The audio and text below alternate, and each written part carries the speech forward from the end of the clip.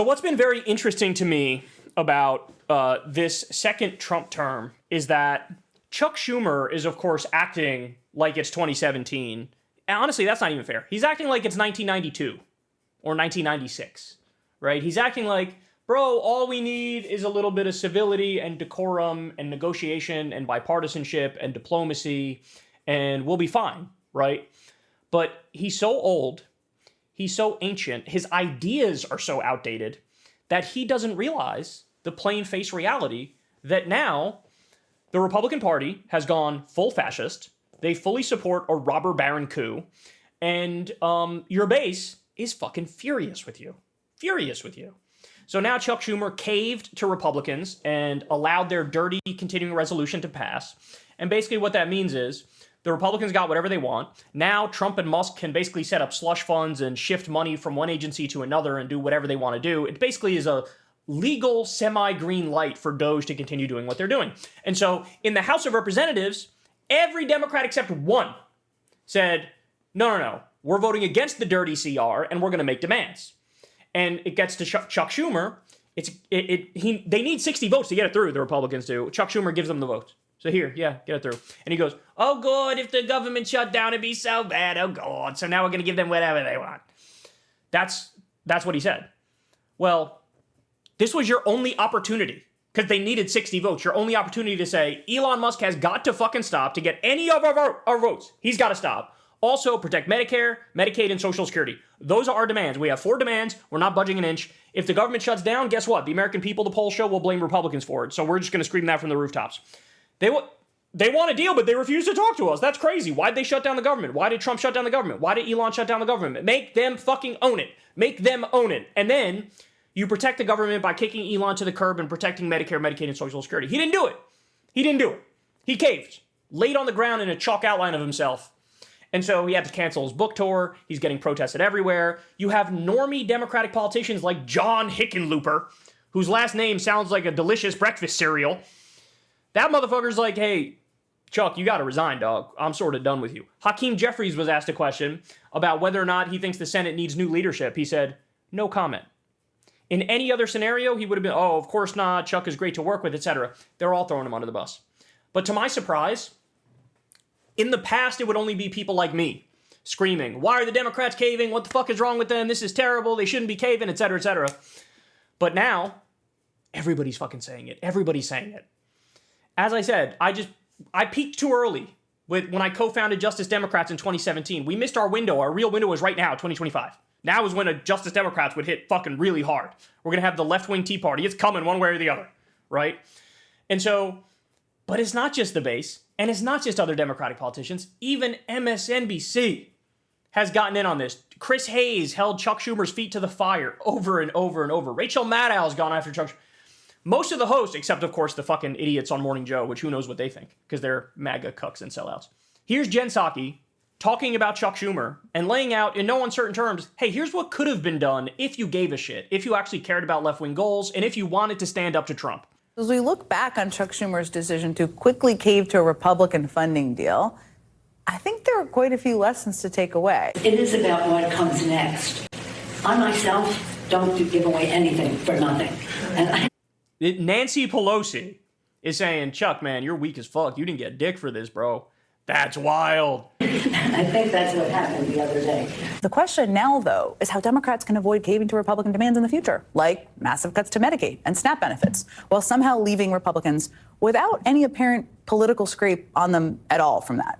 Democratic leadership seemed to be assuming that Speaker Mike Johnson would fail.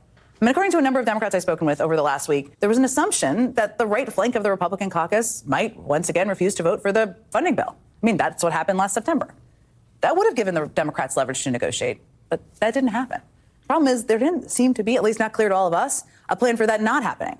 So, lesson one, don't assume Republican failure will save the day. The other assumption that was wrong was that staying quiet, pretty quiet, and keeping everything mostly behind the scenes was going to result in a better outcome. First of all, Schumer didn't even seem to keep the Democratic leader of the House, Hakeem Jeffries, fully in the loop. Never mind his own caucus in the Senate. They could have held meetings with Democratic leadership in both chambers weeks in advance. They could have done that with the whole caucus. They could have developed a public strategy to back the Republicans in Congress into a tougher corner. But they didn't do that either. They could have pushed much harder for a totally clean bill publicly, one that didn't include any of the poisonous cuts that were in the final package.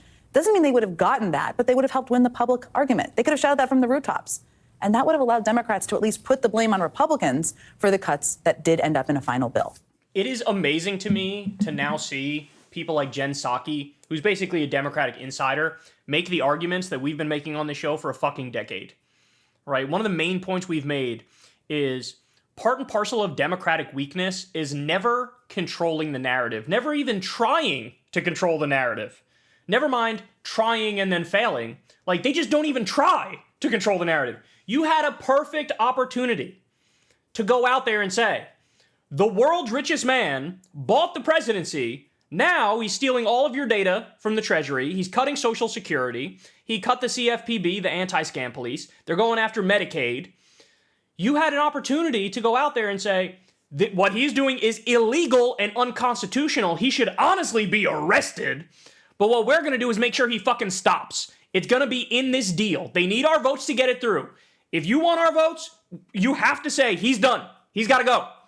And if we're being serious, he should be fucking deported to South Africa. That's what should happen. He came here originally as an illegal immigrant. Now he owns the government? No. He's got to go. You had the opportunity to make the argument. The entire base is thinking all the things I just said. The entire base is annoyed. Even people who are like centrists are like, what the fuck is Elon doing? This guy sort of rubs me the wrong way.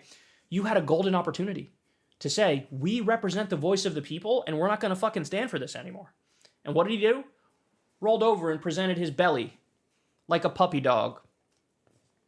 And even Jen Psaki now is like, hold on, what if politics is also about shaping the narrative and framing the fight? No shit. That is politics. And the Republicans do it intuitively and they do it relentlessly because they actually believe in their bullshit. They actually hate immigrants. They actually hate trans people. They actually want to destroy the social safety net. So they 10 toes down, puff their chest out. They say it loud and proud, right? And what do the Democrats do? The Democrats don't say dick because the ones who are in there don't really represent us. They don't think the same things you and I think. You and I think, fuck Trump, fuck Elon, and I want Medicare for all, and I want a higher minimum wage, and I want to end the wars, and I want to end the corruption, and I want 12 weeks paid family leave and sick leave. That's what we think. Chuck Schumer thinks, oh good, how am I going to win my next race? I better go to Wall Street and get more money. That's what he thinks. So now the mask is ripped off of them, and even people like Jen Psaki are like, wow, you're really bad at basic politics. Yeah, no shit. Democrats in office, or even those running for office, or even those attending all these town halls, more to use as rallying cries at these town halls and events. Republicans are trying to cut your Medicaid. We just want to keep the government open. Try that on for size. That's it. That's fucking it. Again, Jen Psaki is a normie-ass Democrat, and she understands perfectly. The things she's saying are the things that us on the left, we've been saying this for decades. She's stealing our arguments from the past few decades. But I welcome it with open arms. We need the normie Democrats to be saying the same shit. Because what we're about is leading. What we're about is fighting. What we're about is winning on our policies and defeating the fascists. But instead, it all kind of felt like a surprise to most people, including the Democratic caucus. And now lots of Democrats across the country are understandably pissed off because they didn't see a plan to fight back. So in the end, Speaker Marietta Pelosi is right. No surprise. Schumer really did give up something for nothing. And Schumer seems to think that that's just inevitable, or that's what he seems to be saying when you're the minority party in Congress. But they need to create some leverage, different kinds of leverage. They may not have the majority, but they have the power of building public support. I mean, 80,000 people have shown up to meetings held by Bernie Sanders and AOC over the last couple of days. There is public support. Lay out the strategy. Jen Psaki, citing AOC and Bernie approvingly. Did you ever think you'd see the day? Ever. She was a Biden administration official. Mortal enemy of the AOCs and the Bernie Sanders. But what's happening? People are waking up and they're realizing, I only see one flank of the party fighting back against MAGA and this rising fascism. It's Bernie. It's AOC. It's the left flank. So it's the old idea, if you build it, they will come. Well, guess who's building it? Bernie's building it. AOC's building it. Tim Walz is building it. Ro Khanna's building it. Jasmine Crockett, Maxwell Frost, the loud, proud left voices are the only ones fighting and the only one building anything. And so that's why our vision is going to win out. It's going to win out. Because the people who disagree with us in the party, they're all one variety or another of Chuck Schumer. That's what it is.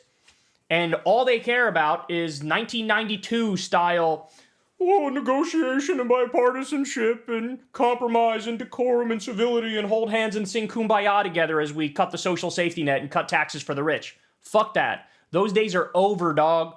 They are over. MAGA is my enemy. And you're going to know that. And you know what they stand for, and you're going to know what I stand for. And what I stand for is way more appealing to way more people. And so, even MSNBC, they're done with Chuck. They're throwing him under the bus. All the Democrats who are on the fence are either going to do a full about face or they're going to lose in primaries. It's that simple. Hey, y'all, do me a favor and like and subscribe. It helps out big time in the algorithm. Click the bell as well for notifications when videos drop. And watch that video on screen right now. You know you want to.